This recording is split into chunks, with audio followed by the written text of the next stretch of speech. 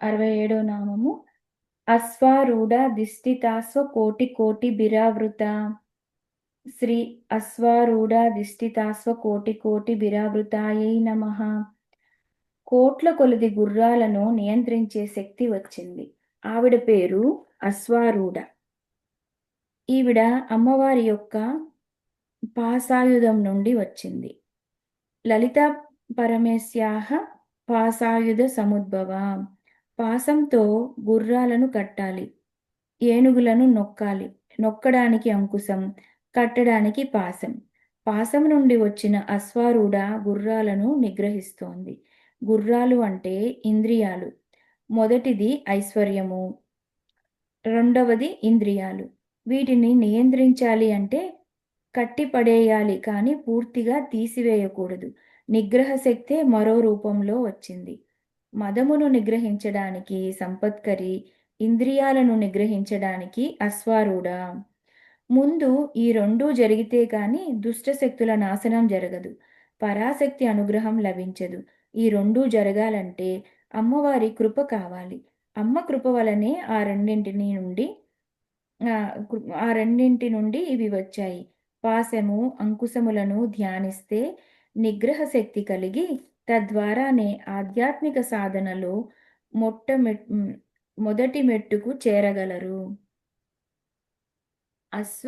అశ్వారూఢని ఏహి అని ధ్యానిస్తారు, అంటే త్వరగా రావమ్మా అని అర్థం. అశ్వారూఢని ధ్యానిస్తే మంత్రసిద్ధి సాధన ద్వారా పొందవలసినది చాలా తొందరగా ఇస్తుంది. అలాగే సంపత్కరి కూడా మనకు సాధనకు కావలసినవి ఇస్తుంది. ఆ సంపద వల్ల మనకి మదమెక్కకుండా కాపాడుతుంది. అశ్వారూఢ అమ్మవారు కురుండు అనే రాక్షసుణ్ణి సంహరించింది. వీరిద్దరూ అమ్మవారికి ప్రక్కపక్కల ఉన్నారు. ఇప్పుడు అమ్మవారి రథమును వర్ణిస్తున్నారు. నిన్న పంచబ్రహ్మ అనుకున్నాం కదండి. ఆ పంచబ్రహ్మలు ఇక్కడ కనిపిస్తుంది పిక్చర్లో. అమ్మ కూర్చున్నది సదాశివుని మీద. ఇక్కడ బ్రహ్మగారు ఉన్నారు, మధుసూదన, శంకర, రుద్ర అని పేర్లు కూడా ఉన్నాయి. ఒకవైపు అమ్మకు ఒకవైపు లక్ష్మీదేవి వింజామరలు వీస్తున్నారు, ఒకవైపు సరస్వతీదేవి. అమ్మ చేతిలో ఉన్న పాశము, అంకుశము. పాశము నుంచి అశ్వారూఢాదేవి వచ్చింది, అంకుశం నుండి సంపత్కరి అమ్మ వచ్చింది.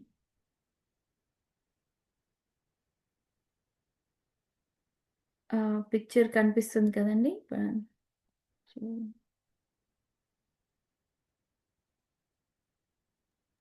కనిపిస్తుంది.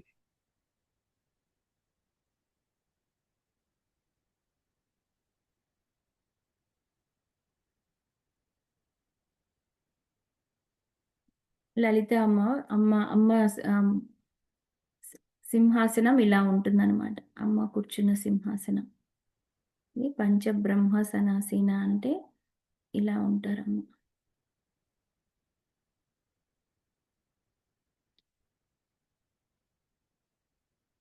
ఇప్పుడు పాసం నుంచి సంపత్కరి దేవి వచ్చి దుర్మధుడు అనే రాక్షసుని సంహరించింది. అంకుశం నుండి సంపత్కరి దేవి ఉద్భవించి దుర్మధుడు అనే రాక్షసుని సంహరిస్తే అశ్వారూఢ అమ్మవారు వచ్చి పాసం నుండి వచ్చి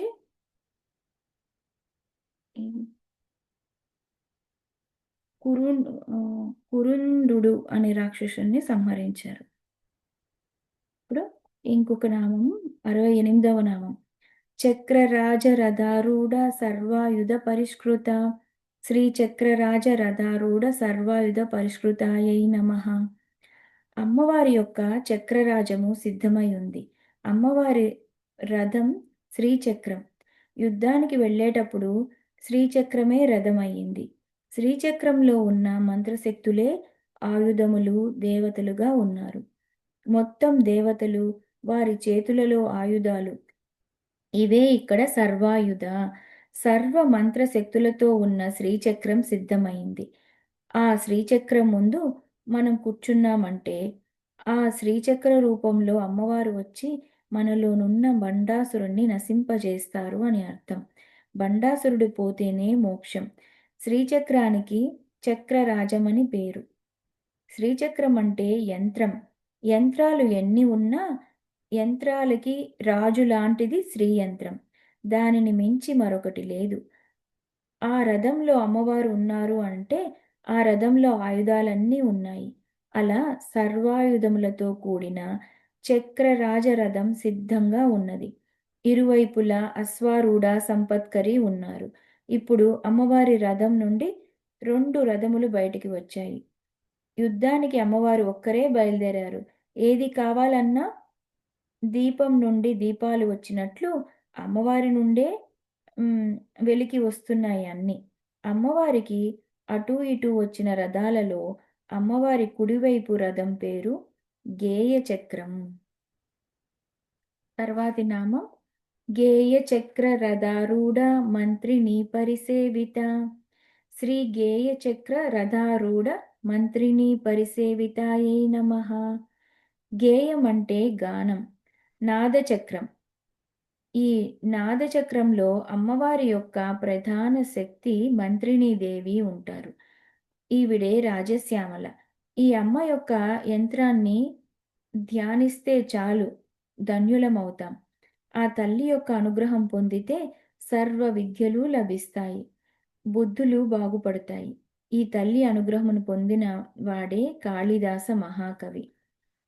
మాణిక్యवीणामुपलालयन्तीं मदालसां मञ्जुलवाग्विलासां माहेन्द्रनीलद्युतिकोमलाङ्गीं मातङ्गकन्यां మనసా స్మరామి. అది కాళిదాసు రాసిన అమ్మవారి మీద రాజశ్యామల మీద స్తోత్రం. ఆ తల్లి అక్కడ సిద్ధమయింది. ఈ తల్లే మంత్రిని. రాజుగారు ఉన్నప్పుడు మంత్రి ఉన్నట్టే, రాణిగారు ఉన్నప్పుడు మంత్రిని. మంత్రాంగము అనగా ఆలోచన. వ్యూహ రచన చేయాలంటే ఆలోచన ఉండాలి. అవతలి వానితో యుద్ధం చేయాలంటే ప్రణాళిక, పథకము ఉండాలి. ఆహ్, పద పథకము ఉండాలి. అంటే అర్థం శ్యామలాదేవి బుద్ధికి తల్లి. బుద్ధి ఉంటే గాని దుర్మార్గులను నశింపచేయలేరు. శ్యామలాదేవి సర్వ విద్యల తల్లి. ఈ తల్లి అనుగ్రహం వల్ల అన్ని విద్యలు లభిస్తాయి. సంగీతమైన, సాహిత్యమైన శ్యామలాదేవి అనుగ్రహమే. ఏ విద్యలైనా నాదము, శబ్దము, అక్షరము, స్వరముతోనే చెప్పబడతాయి.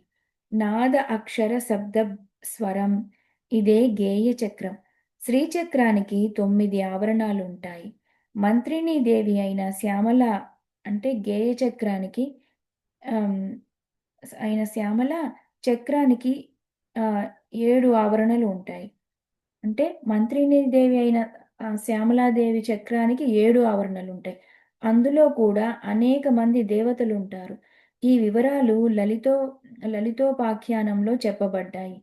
ఇందులో ప్రతి ఆవరణలో అనేక మంది శక్తులు ఉంటారు. వారు రకరకాల శ్యామలా దేవతలు. వారందరికీ నమస్కారం చేసుకుంటూ ఇప్పుడు అమ్మవారి యొక్క ఎడమవైపు ఉన్న రథాన్ని చూద్దాం. ఇప్పుడు 70వ నామం. కిరిచక్ర రథారూఢ దండనాదా పురస్కృత. శ్రీ కిరిచక్ర రథారూఢ దండనాదా పురస్కృతాయై నమః. కిరి అన్న, కిటి అన్న వరాహము అని అర్థం.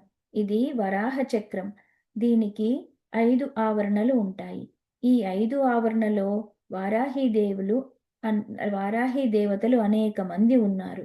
ఈ వారాహి దేవతలందరికీ మూలదేవతగా మహావారాహి అనే ఆవిడ ఈ చక్రంలో బిందు స్థానంలో ఉంటారు. వారాహి అమ్మవారి చేతిలో ముసలము, హలము ఉంటాయి. అంటే రోకలి, నాగలి. పంట పండించడానికి నాగలి, వచ్చిన పంటని మనం తినడానికి అనువుగా చేసేది రోకలి. వారాహి అంటే భూమిని ధరించే శక్తి, అన్నప్రదాయిని.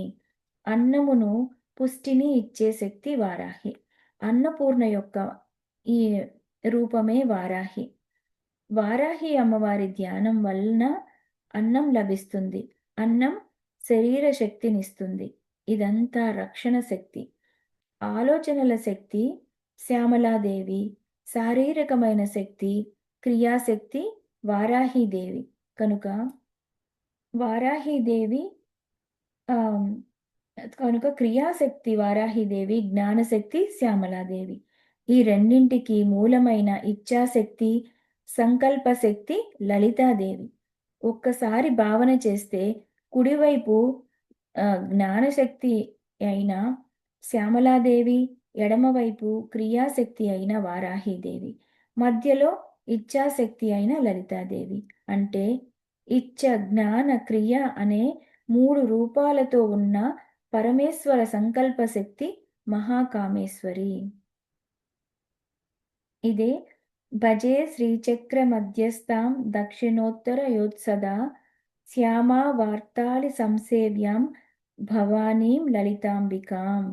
ఇప్పుడు అమ్మవారి యుద్ధానికి రథాలు సిద్ధం. ప్రధానమైన నాయకులు సిద్ధం. చుట్టూ శక్తి సేనలు సిద్ధం. ఇక యుద్ధం ప్రారంభమవుతోంది. ఆ యుద్ధం ఎలా జరిగింది? భండాసురుడు ఎలా సంహరింపబడ్డాడు అనేది అమ్మవారు చేసిన లీల.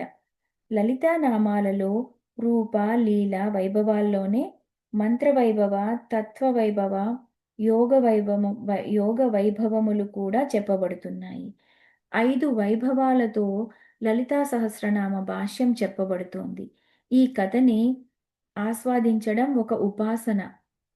భండాసుర సంహార గాథలో ఒక్కొక్క రాక్షసుని సంహరించడంలో ఉద్దేశం ఆధ్యాత్మిక సాధన చేస్తూ ఉంటే, ఆ స్త్రీశక్తి మనలో జాగృతమవుతూ, మనలో ఉన్న ఒక్కొక్క దుష్ట శక్తిని తొలగించి, చివరకు పరాశక్తిగా సాక్షాత్కరించి అనుగ్రహించడమే పరమార్థం. యుద్ధగాథ చాలా దివ్యమైనది. అమ్మవారి పట్టాభిషేకంలో ఉన్న పరమార్థం, అమ్మవారు దేవతలకి తిరిగి శక్తిని ఇచ్చింది. శక్తిని ఇచ్చి మనలో ఉన్న అజ్ఞానాలను తొలగించి మనకి మోక్షమిస్తుంది. సృష్టి అంతా ఆవరించిన బండాసురుని మన మన నిండా ఆవరించిన బండాసురుణ్ణి హరింపజేయడానికై అమ్మవారికి పట్టాభిషేకం చేయాలి. బండాసుర సంహారానికి రమ్మనమని మనలో ప్రజ్ఞ నారదునిలా బ్రతిమలాడాలి. అప్పుడు అమ్మవారు బయలుదేరాలి. ఆవిడ బయలుదేరితే అన్ని శక్తులు వచ్చారో చూస్తే వచ్చిన వారంతా ఆవిడ నుండే వచ్చారు. యుద్ధానికి సిద్ధంగా అటూ ఇటూ శ్యామల, వారాహి. మరొక వైపు సంపత్కరి, అశ్వారూఢ.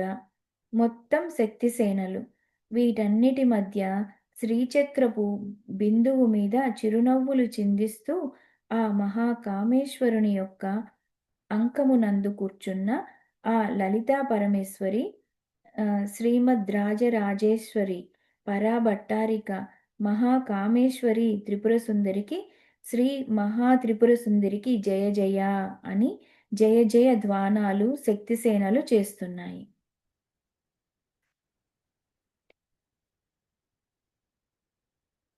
హ్మ్. లలితా సహస్రనామాల్లో మొదటి 3 నామాలు అమ్మవారంటే ఏమిటి అనే పరతత్వ నిర్వచనం చెప్తున్నాయి.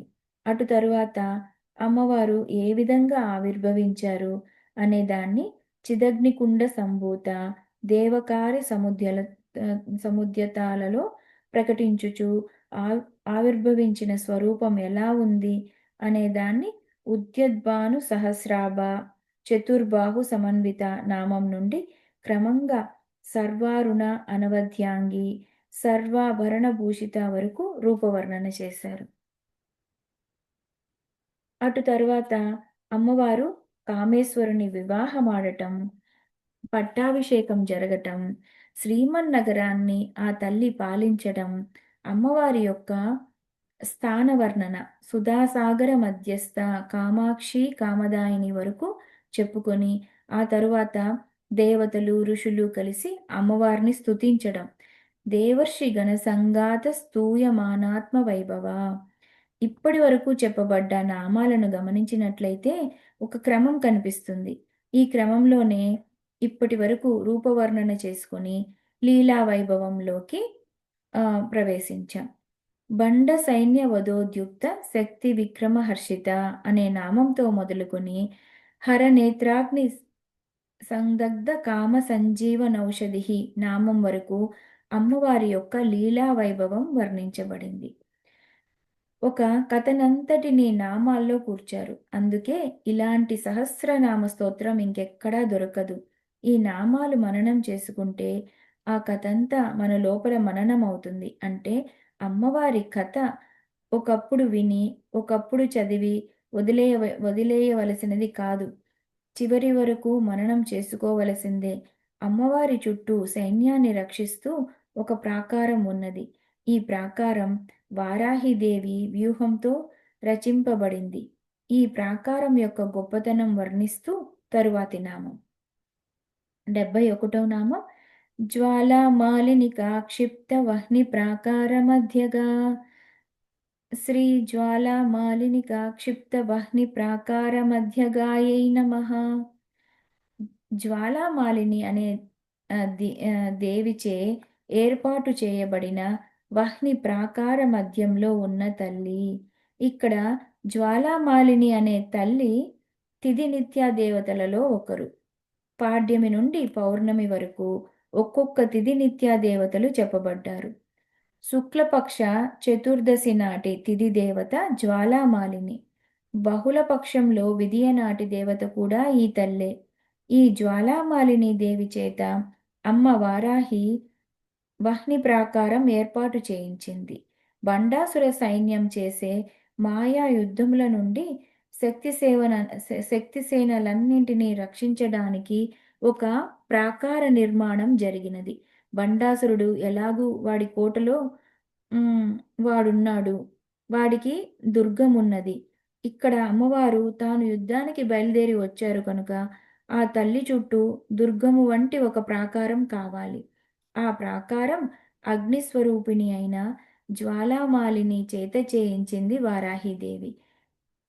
ఆ ప్రాకారం ఎంత ఉన్నదంటే 100 యోజనాల వైశాల్యం కలిగి 300 యోజనాల పొడవు ఉన్న అగ్ని ప్రాకారమది. ఆ అగ్ని ప్రాకార మధ్యంలో అమ్మవారు ఉన్నారు. దీనికి అంతరావరణ, బహిరావరణ అని 2 ఉంటాయి. ఆ చుట్టూ బయట వైపు కొంతమంది, లోపలి భాగంలో కొంతమంది. వీరందరినీ ఆవరించుకుంటూ ఆ ప్రాకారం ఉంటుంది. ఆ లోపల ఉండే సైన్యాలు ప్రధానంగా అమ్మవారు, ఇటు శ్యామల, వారాహి, ఆ తరువాత శక్తిసేనలు. వీరందరినీ కలుపుకొని ఆ ప్రాకారం ఉంది. ఈ విధంగా ధ్యానం చేయడం ఒక పద్ధతి. సహస్రనామాలు చదవటం, వినడం అనేది ఒక ధ్యాన ప్రక్రియ. ఈ వర్ణన చేసేటప్పుడు వహ్ని ప్రాకారాన్ని భావన చేయటం, మధ్యలో అమ్మవారిని ధ్యానించటం, అటూ ఇటూ శ్యామల, వారాహి దేవతలు, ముందు వెనకల సంపత్కరి, అశ్వారూఢ ఇలా ధ్యానం చేస్తూ సహస్రనామం చదువుతున్నప్పుడే మన మనసులో మెదలాలి. అప్పుడు స్తోత్రం కాస్త ధ్యానంగా మారుతుంది. 72వ నామం భండ సైన్య వధోద్యుక్త శక్తి విక్రమహర్షిత. శ్రీ బండ సైన్య వధోద్యుక్త శక్తి విక్రమహర్షితాయై నమః. బండ సైన్యాన్ని సంహరించడానికి ఉద్యుక్త ఉద్యుక్త సిద్ధంగా ఉన్న శక్తుల విక్రమాన్ని చూసి అమ్మవారు ఆనందించారు. అంటే చుట్టూ ఉన్న శక్తి సేనలు బండ సైన్యాన్ని ఎంత వేగంగా సంహరిస్తామా అని చాలా ఉత్సాహం చూపుతున్నారు. ఇక్కడ నుండి హర్షిత లాంటి నామాలు పరిశీలించాలి. వీరు చేసే ప్రతి పని అమ్మవారి ప్రీతి కోసమే. ఇదంతా ఉపాసనా క్రమం. ప్రతి శక్తి సేన చేస్తున్న పనికి అమ్మవారు సంతోషిస్తున్నారు. ఆ శక్తి సేన ప్రయోజనమేమిటి? అమ్మవారు సంతోషించటం. ఏం చేసినా శ్రీ జగదంబ ప్రీత్యార్థం. ఇదే గొప్ప ప్రయోజనం. ఇదంతా ఉపాసనా దృష్టితో పరిశీలించాలి. కథా దృష్టితో మాత్రమే చూస్తే సరిపోదు. ఎందుకంటే ఈ మాటలు అంత చక్కగా చూపిస్తున్నారు. ఉపాఖ్యానానికి సమన్వయం ఉపాసన ఇలాంటిదే ముందు ఒక నామం వచ్చింది. బండాసుర వధోద్యుక్త శక్తిసేన సమన్విత. ఇక్కడ సమన్విత, ఇక్కడ హర్షిత. ఇక్కడ ముందు సిద్ధమయ్యింది. ఇప్పుడు వారందరూ ముందుకు దూకుతుంటే చూసి సంతోషిస్తుంది. అయితే ఆ నామంలో, ఈ నామంలో చిన్న తేడా ఉంది. ఇది బండాసుర వధోద్యుక్త. ఇది బండాసుర వధోద్యుక్త. బండ బం ఇది ఒకటి బండాసుర వధోద్యుక్త, బండ సైన్య వధోద్యుక్త. అక్కడేమో బండాసురుని చంపడానికి చాలా ఉత్సాహంగా ఉన్నవాళ్ళు, ఇక్కడ బండ సైన్యాన్ని చంపడానికి ఉత్సాహంగా ఉన్నారు. అంటే వారు వేరు, వీళ్ళు వేరా అంటే వేరే. ఇక్కడ అమ్మవారిలో 2 రకాల సైన్యములు ఉంటాయి. అవి అంతరావరణ, బహిరావరణ అనే సైన్యములు. అంతరావరణలో ఉన్నవారు శ్యామల, వారాహి ఇత్యాది ప్రధాన శక్తులు.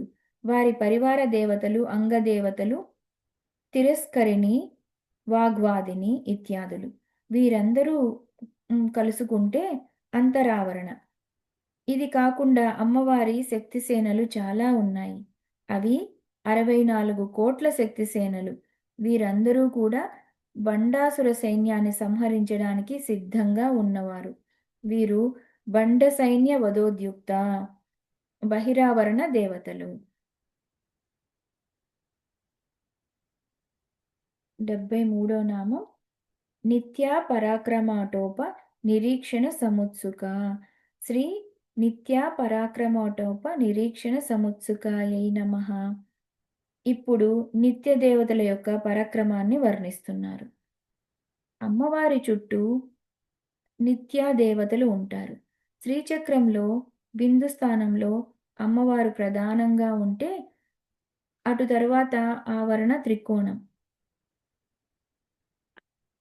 ఆ బిందువు నుండి త్రికోణం లోపల మధ్య భాగంలో అమ్మవారిని పరివేష్టించి చుట్టూ 15 మంది తిథినిత్య దేవతలు ఉంటారు. వీరు కాలస్వరూపులు. వీరి యొక్క అనుగ్రహం ఉంటే అన్ని కాలములు అనుకూలిస్తాయి. నెల రోజులు 2 పక్షములు. ఆ తిథినిత్య దేవతలు వీరు. ఇవేవో పురాణములో కథలు మాత్రమే కాదు, మనకు నిత్యం ఉన్నవే. నిత్యాదేవతలు అమ్మవారి రూపాలు అని ఉపాసన చేయడం వల్ల ధన్యులమవుతాము. వారు క్రమంగా కామేశ్వరి, భగమాలిని, నిత్యక్లిన్న, భేరుండ, వహ్నివాసిని, మహావజ్రేశ్వరి, శివదూతి, త్వరిత, కులసుందరి, నిత్య, నీలపతాక, విజయ, సర్వమంగళ, జ్వాలామాలిని, చిత్ర. వీళ్ళందరూ తిథి నిత్య దేవతలు. కథలో మనం పరిశీలించినట్లయితే బండాసుర సైన్యంలో విసుక్రుడు, విషంగుడు అని ఇద్దరున్నారు. విషంగుడు ఒక మాయా యుద్ధం చేస్తూ వెనుక నుండి అమ్మవారి సైన్యాన్ని దెబ్బతీద్దామని ప్రయత్నించాడు. దానిని కొనసాగనివ్వకుండా అడ్డుకొని అతనితో వచ్చిన 15 మంది దుష్టసేనల్ని సంహరించడానికి అమ్మవారి చుట్టూ ఉన్న ఈ 15 మంది వారి పరాక్రమం ప్రదర్శించారు. దమనక, దీర్ఘజిహ్వ, హబక, హాలుమల్ల, కక్లస, కల్లివాహన, దుక్లస, పుత్రకేతు, చంద్రబాహు, కుక్కుర, జంబుకాక్ష, కుంభక, తీక్ష్ణ శృంగ, త్రికంటక, చంద్రగుప్త. వీరు కూడా 15 చీకటి శక్తులు. ఈ 15 చీకటి శక్తుల్ని 15 తిథినిత్య దేవతలు అడ్డుకున్నారు. తిథినిత్య దేవతలు 15 మంది కాంతి శక్తులు. వీరికున్న నల్లదనం చాలు. దానికి తోడు నల్ల ముసుగు వేసుకొని ఊపిరి సవ్వడి కూడా వినపడకుండా రాత్రిపూట దాడికి వచ్చారు. యుద్ధం రాత్రి చేయరాదు, పైగా వెనక నుండి చేయకూడదు. ఇలా వెనక నుండి కొట్టే వారిని పర్ష్టిగ్రహాలు అంటారు. ఇలాంటి వ్యూహం పన్నుకొని వారు వచ్చారు. ఆ సమయం అమ్మవారి సేనలన్నీ ముందుకు వెళ్తున్నాయి. యుద్ధానికి వెనుక నుండి వచ్చిన వారి గురించి తెలియదు. ఇది కూడా తెలుసుకుని క్రిందికి దిగిన వారు ఈ 15 మంది నిత్యాదేవతలు. వారు క్రిందికి వచ్చి ఈ 15 మంది అసుర శక్తులని కొట్టారు. అంటే కాలంలో ఉన్న ప్రతికూలతలే ఈ అసుర శక్తులు. వాటిని ధను ఆహ్, ధనుమాడి అనుకూలం చేయడం ఇందులో విశేషం. నిత్యాదేవతలు చూపిస్తున్న పరాక్రమం యొక్క గొప్పతనాన్ని చూస్తూ అమ్మవారు మాటిమాటికి సంతోషిస్తున్నారు. సముత్సుక, హర్షిత ఇవి గమనించుకోవాలి. ఇవి లేకపోతే కేవలం వారి యుద్ధాలు గుర్తుకు వస్తాయి. అమ్మని మర్చిపోతారు. లలితా సహస్రనామం మాటిమాటికి అమ్మని గుర్తు చేస్తుంది. ఇవి అమ్మ నామాలు కదా! ఈ 15 మంది పరాక్రమం చూపించగానే అమ్మ సంతోషించింది. అంటే ఈ పరాక్రమం అమ్మవారికి అమ్మవారి ప్రీత్యర్థం. మనం సాధించిన ప్రతి విజయం అమ్మవారి ప్రీత్యర్థం. ఏ విజయం సాధించినప్పటికీ అమ్మవారి శక్తుల సహాయం లేనిదే మనమేమీ చేయలేం. ఈ నామాన్ని అనేక ఈ నామానికి అనేక వ్యాఖ్యానాలు చాలా అద్భుతంగా చూపించారు. అమ్మవారిని ఎదురుగా పెట్టి పూజిస్తున్నామంటే ఎదురుగా శత్రువు ఎవరున్నారు? పూజించేవాడా? పూజించేవాడు భక్తుడు. శత్రువు ఎలా అవుతాడు? కాడు. మన లోపల ఉన్న బండాసురుడు మనల్ని రకరకాలుగా బాధలు పెడుతూ ఉంటాడు. ఒకసారి జ్ఞానమనిపించేలా భ్రాంతి పెడుతూ ఉంటాడు. అందుకు అమ్మవారి ఆరాధన చేస్తూ ఉంటే మన స్థాయి బట్టి అందులో శక్తులు జాగృతమై మన అంతఃకరణలో ప్రవేశించి మనలో ఒక్కొక్క దుష్ట శక్తిని కొడుతూ ఉంటాయి. ఈ ఒక్కొక్క దుష్ట శక్తిని కొట్టడమే బండాసుర సంహారం వరకు ఒక్కొక్కరిని ధనుమాడడం. ఈ కథని అనుసంధానం చేస్తూ మనం భావన చేయవలసిందేమిటంటే, మనలో అనేక రకాల అజ్ఞానజనిత దుష్ట ప్రవృత్తులు నశిస్తాయి. ఆ సాధన దీనిని పారాయణ చేయగలిగితే ఆ పరాశక్తితో తాదాత్మ్యం చెంది తరించగలరు. ఆధ్యాత్మిక సాధన అంటే ఎక్కడో పరలోకంలో నుండి శక్తిని దింపుకోవటం కాదు. మనలో ఉన్న అఖండమైన ఆత్మశక్తిని జాగృత పరచుకోవటమే. యోగ వాసిష్టంలో గొప్ప మాట ఇది. ఇక్కడ అన్వయించుకుంటే ఇంకా బాగా తెలుస్తుంది. సర్వా ఏవ కళా జంతోః అనభ్యేసేన నశ్యతిః ఇయం జ్ఞానకళా త్వ త్వంతః సకృద్ జ్ఞాతపి వర్ధతే. మనం యోగ శాస్త్రాన్ని దీనిని కలిపి చూడాలి. లేకపోతే ఈ సహస్రనామాలతో కలిపి చూడాలి. ఈ సహస్రనామాలు, పురాణాలు వేరు. వేదమంతా వేరు అని కొందరు అనుకుంటారు. కానీ సర్వోపనిషదుద్ఘుష్ట అయిన అమ్మవారు ఈవిడే అని తెలియాలంటే ఈ పరంగా అన్వయించుకోవాలి.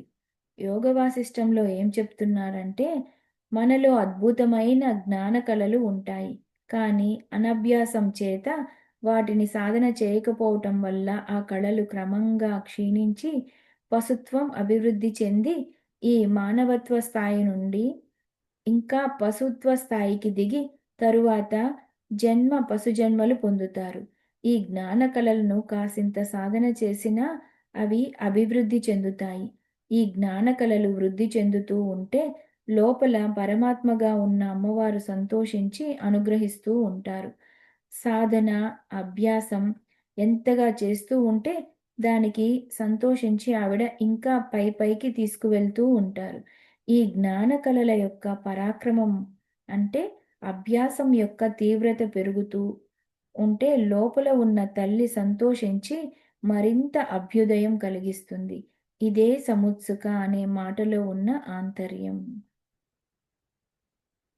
ఇప్పుడు 74వ నామం బండపుత్ర వధోద్యుక్త బాలా విక్రమనందిత. శ్రీ బండపుత్ర వధోద్యుక్త బాలా విక్రమనందితాయై నమః. ఇప్పుడు బండాసురుని కొడుకులు వచ్చారు. వీరు మొత్తం 30 మంది. వీరంతా అవిద్యావృత్తులు. జీవులలో అవిద్యావృత్తులు 30 రకాలుగా ఉంటాయి. వీటికి జీవుని అజ్ఞానం చేత వచ్చిన మాలిన్యాలు అని పేరు. ఈ మాలిన్యాలు చాలా భయంకరం. ఇవి జీవునికి అనేక జన్మల నుండి అలవాటైపోయి ఇవి కూడా సహజమనుకుంటారు. బురద ఒంటికి అంటుకున్నాక కడుక్కోకుండా కొన్ని రోజులు ఉంటే అది కూడా శరీరంలో భాగం అన్న విధంగా అజ్ఞాన మాలిన్యాలు జన్మజన్మల నుండి జీవుని చుట్టూ ఆవరించుకొని ఉన్నాయి. ఇవి రకరకాల ప్రవృత్తులతో బయటపడుతూ ఉంటాయి. వృత్తులు అంటే ఆలోచనలు, ప్రవర్తనలు. ఈ రకరకాల ప్రవర్తనలను, మాలిన్యాలను విడదీసి చూస్తే మొత్తం 30 అజ్ఞాన మాలిన్యాలు. ఇవన్నీ తొలగించడం మహా కష్టం.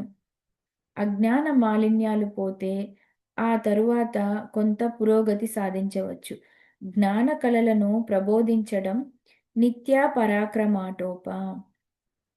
అజ్ఞానజనిత అవిద్యా వృత్తులను, ద్వైత భావాలను తొలగిస్తూ సాధన చేయాలంటే ఈ సాధనకు సహకరించే మహాశక్తి బాల మహాత్రిపుర సుందరి.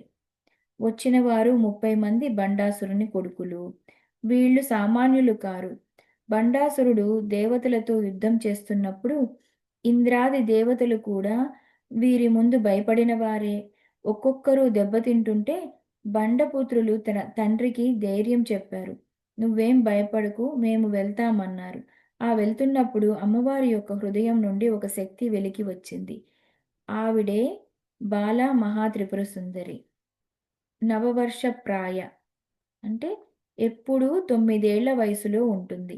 లలితాంబ ఎప్పుడు 16 ఏళ్ల వయసే. అమ్మ నుంచి వచ్చిన ఆహ్, హృదయం నుంచి వచ్చిన శక్తి బాలా త్రిపుర సుందరికి ఎప్పుడు 9 ఏళ్ల వయసే. నవవర్షానికి చాలా సంకేతాలున్నాయి. ఇది నిజానికి బాల యొక్క ప్రధానమైన అక్షర విద్య. బాలా విద్య షడాక్షరి, నవాక్షరి అని 2 రూపాలుగా ఉంటుంది. ఇటువంటి బాలా మహాత్రిపుర సుందరి నవవర్ష ప్రాయంగా అమ్మవారి హృదయం నుండి వెలికి వచ్చి నేను వెళతాను, వారితో యుద్ధం చేస్తా అన్నది. అప్పుడు అమ్మవారు నిన్ను యుద్ధానికని నేను తెచ్చుకోలేదు. ముచ్చటగా నా ప్రక్కన ఉంటావని తెచ్చుకున్నాను. నువ్వేమీ యుద్ధం చేయవద్దులే అని చెప్పింది. ఈ శ్యామల, వారాహి, సంపత్కరి, అశ్వారూఢ వీరంతా ఉన్నారు. నీకెందుకు శ్రమ అంటే, లేదు నేను ఎలాగైనా యుద్ధానికి వెళ్తాను అంది. ఎప్పుడైనా పిల్లలు ఆడుకుంటానంటే తల్లులు పంపరా అంది. అలాగా నేను యుద్ధకేళి చేస్తాను. ఆ యుద్ధకేళికి నన్ను పంపు అంది బాలా మహాత్రిపుర సుందరి. మరి అంత ముచ్చట పడుతోంది కదా అని చెప్పి తల్లి సంతోషించి తన యొక్క అద్భుతమైన శ్రీచక్ర రథం నుండి ఒక రథాన్ని బయటకు తీసింది. అందరికీ రథాలు ఇందులో నుంచే సృజించి అందిస్తున్నది.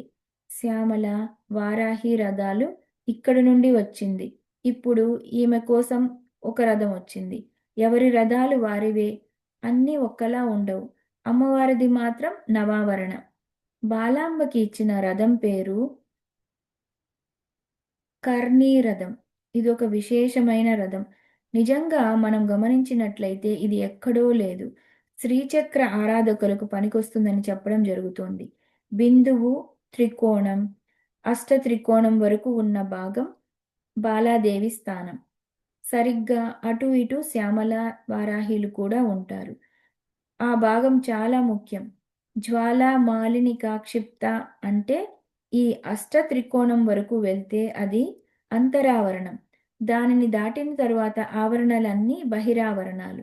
వీరు బండ సైన్య వధోద్యుక్త. ఇదంతా కలిపి మొత్తం శ్రీచక్రం నుండి వస్తున్న కాంతి వలయాల మంత్రశక్తుల తేజస్సే జ్వాలామాలిని. శ్రీచక్ర స్వరూపాన్ని భావన చేస్తే ఇంత విషయంలోకి వెళ్ళగలం. లలితా సహస్రనామం ఒకవైపు శ్రీచక్రోపాసన, మరొక వైపు కుండలిని ఉపాసన, మరోవైపు వేదాంత తత్వ విచారణ. ఇలా ఇందులో 3 ఉన్నాయి. ఇందులో ఒకటి చెప్తుంటే ఇంకో దాంట్లోకి వెళ్తూ ఉంటే అయోమయం కాకుండా సమన్వయం కావాలి. ఒకదానితో ఒకటి సమన్వయించాలి.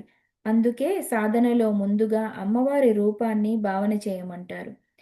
ఆ రూపాన్ని శ్రీచక్రంతో అన్వయించాలి. ఈ శ్రీచక్రాన్ని విశ్వచక్రంతో అన్వయించాలి. ఈ విశ్వచక్రాన్ని మన శరీర చక్రంతో అన్వయించాలి. తరువాత క్రమంగా ఈ శరీర చైతన్యంలో అంతర్యామిగా ఉన్న ఆ పరమ చైతన్యంతో సమన్వయించాలి. అప్పుడు సిద్ధి. ఇందులో మనం ఎక్కడ ఆగి ఉన్నామో చూస్తే దాని పైభాగానికి వెళ్ళాలి. విగ్రహం దగ్గర ఆగితే శ్రీచక్ర భావం దగ్గరికి వెళ్ళాలి. అక్కడి నుండి విశ్వచక్ర భావన, అటుపై శరీర చక్ర భావన. ఇది బ్రహ్మాండం, ఇది పిండాండం. తరువాత మనలో ప్రాణశక్తి ఉపాసన కుండలిని రూపంగా అంతర్యామి అయిన పరమ చైతన్యంలోకి ప్రవేశించాలి. ఇది క్రమం. ఇదంతా కలిపితే సంపూర్ణ లలితా ఉపాసన. వారి స్థాయిని బట్టి కొందరు ఒక దగ్గర ఆగిపోతారు. అప్పుడు వారు దానినే గట్టిగా ఉపాసిస్తే తరువాత స్థాయికి అమ్మవారే తీసుకువెళ్తారు. చక్రరాజ రథారూఢ సర్వాయుధ పరిష్కృత. ఎవరికి ఇచ్చినా ఇందులో నుండే రథాన్ని అందిస్తుంది అమ్మ. అంటే ఇది ఖాళీ అయిపోదా? కాదు. ముందు ఒక ఉపమానం చెప్పుకున్నాం. దీపం నుండి దీపం వెలిగించినట్లు. ఇక్ ఇక్ అక్కడ 3 ఒత్తులు పెడితే 3 జ్యోతులు. కానీ వెలిగించింది మాత్రం ఈ జ్యోతేగా. అలా శ్రీచక్రం అనేది ప్రధాన జ్యోతి అయితే అందులో నుండే అక్కడికి ఇక్కడికి ముగ్గురికి వెళ్ళాయి.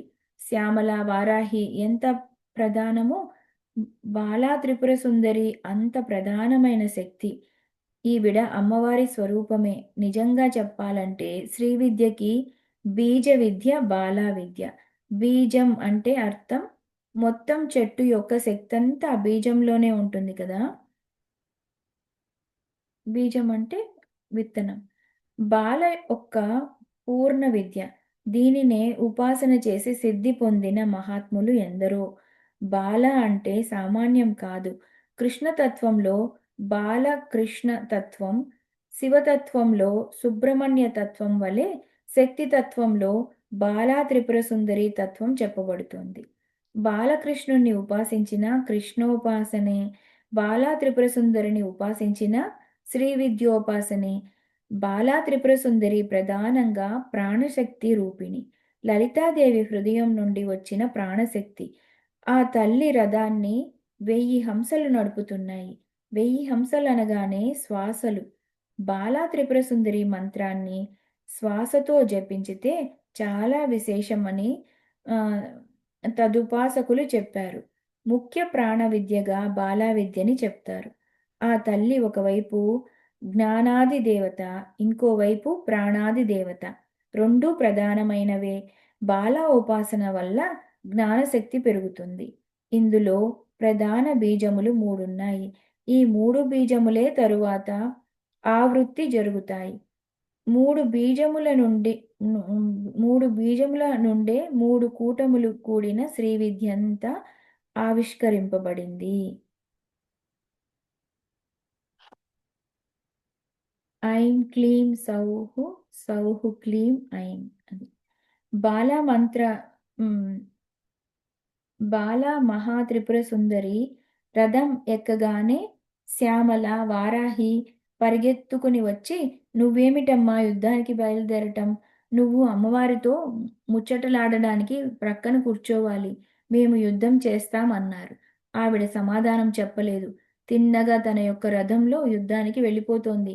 ఎందుకైనా మంచిది. చిన్నపిల్ల ఉత్సాహంతో బయలుదేరింది. ఏం యుద్ధం చేస్తుందిలే, మనం పక్కన ఉండి సహాయం చేద్దాం అనుకున్నారు శ్యామల, వారాహి. ఎదురుగా 30 మంది రాక్షసులు, బండాసురుని కొడుకులున్నారు. వారి యొక్క అక్షౌహిణీల సేనలంతా వ్యాపించి ఉన్నాయి.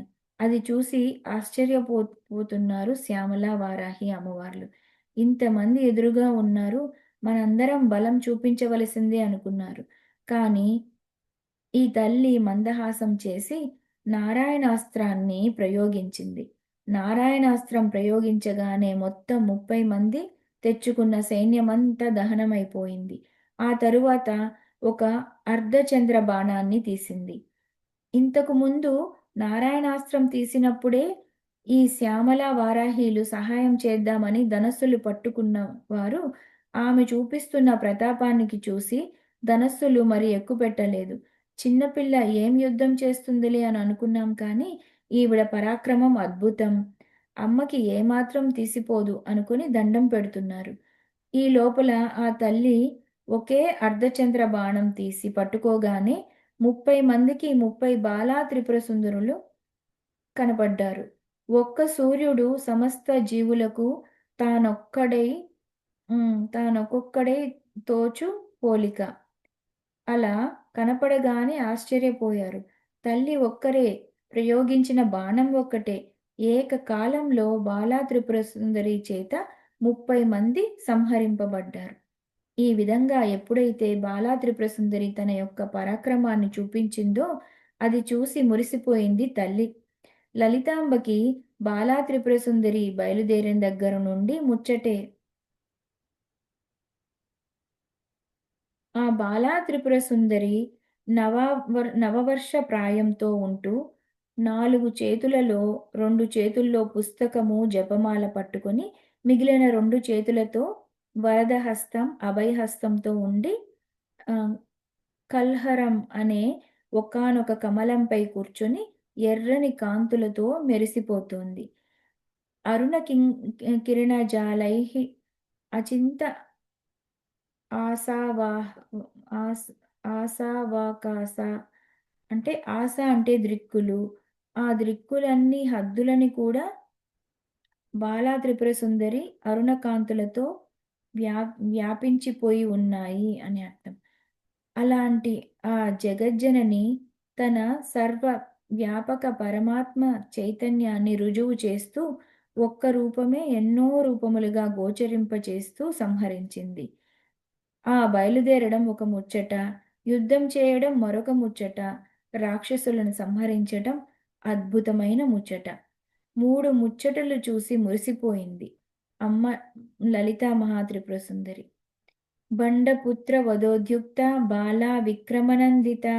బండపుత్రులను వధించడానికి ఉద్యుక్తమైన బాలాదేవి విక్రమానికి నందిత ఆనందించిన తల్లి అని అర్థం.